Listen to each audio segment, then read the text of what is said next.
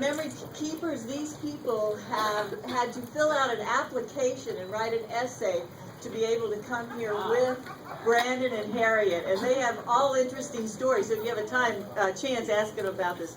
Tom Burkhart, memory keeper.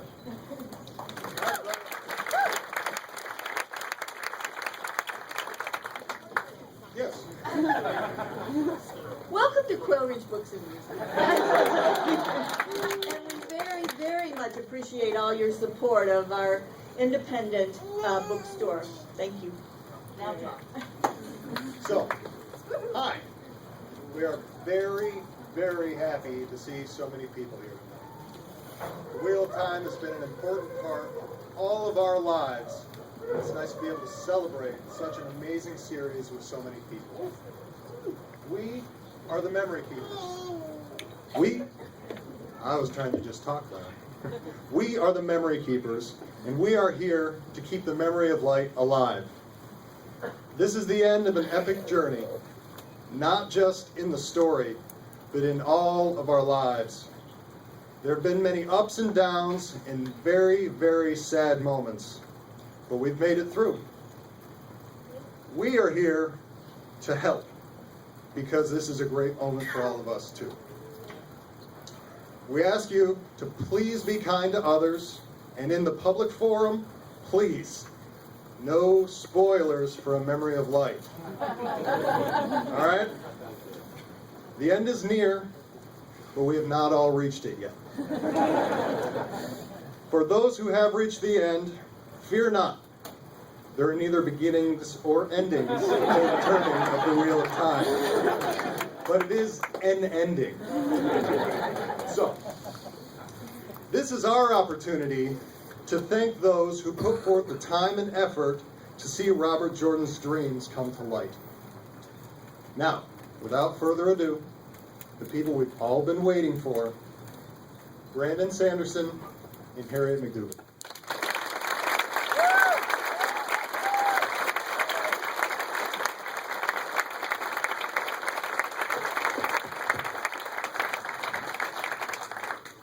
Thank you very much, guys. Wow. So, 23 years ago, I walked into a bookstore. I was 15, and I looked over on the new release shelf, and there was a very big book. I had learned that I wanted to look for the big books. Not because necessarily a big book was going to be better than a little book, but if I found a big book that I liked, there was so much more to love. And if you found a little book that you liked, it was over basically before you figured out that you liked it, and then what good is that?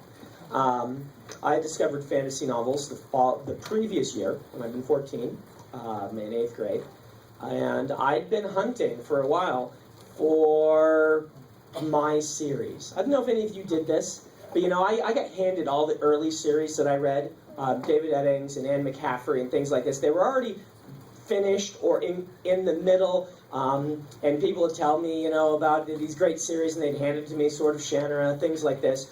And I was looking for the one that I could discover, right?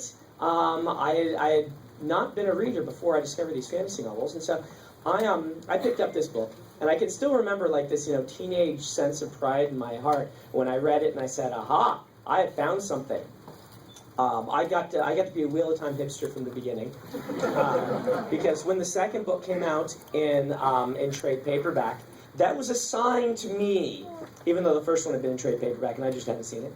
That was a sign to me that other people had noticed how great the series was, and I read the Wheel of Time books all through my career, all through high school, all through college. I absolutely loved these books, and at times hated them. Anyone else have that? I remember when I found out that book 6 was not the end. I was not happy. But I went through everything that Wheel of Time fans seem to go through, which is the sense of appreciation, and the kind of transition between I'm waiting for an ending to I'm just going to let Robert Jordan do whatever he wants to do, and I'm just going to keep reading because I love these books. In 2007, when he passed away, I was surprised as everyone was. I don't know if you guys read his blog at the time, but he was very positive. And in one moment he was there, and the next moment we were getting the news that he had passed away. And it was a very emotional time for a lot of us. For me, I had become a fantasy writer in part because of my love for his books.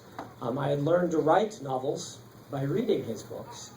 And I had chosen my publisher because it was the publisher of the Wheel of Time books.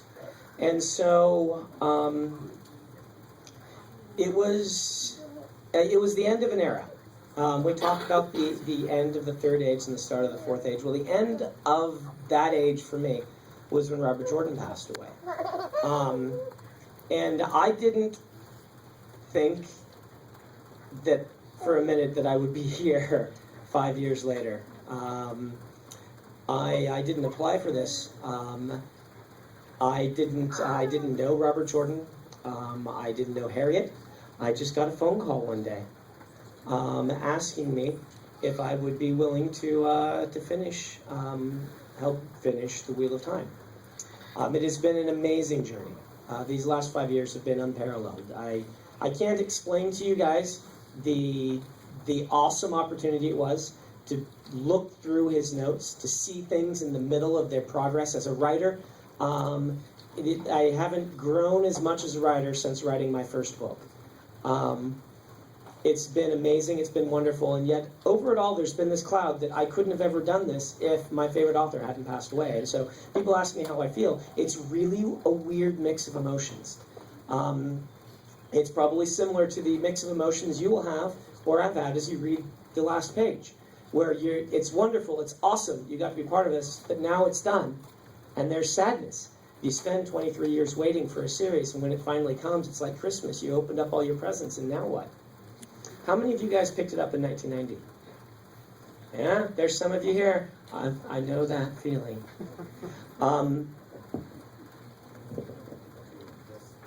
So I can move around.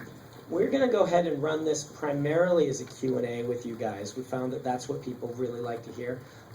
So we'll spend the next half hour or so answering questions that can be for me or for Harriet. I will repeat every question, even if it's for Harriet, just so it goes through the PA system so you can all hear it.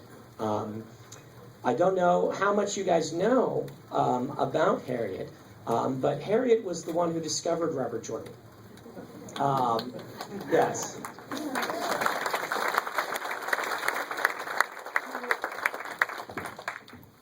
Is this on? Yes, it is. He was lying around loose at the time. Harriet was one of the most important editors in science fiction and fantasy, and has been throughout her career. She edited Ender's Game, if you've ever read that little book. She discovered Robert Jordan and the Wheel of Time, and so and then she married Robert Jordan to make sure that her editorial advice gets taken. Well, there were other reasons too. But why don't we go ahead and start having some questions come at us.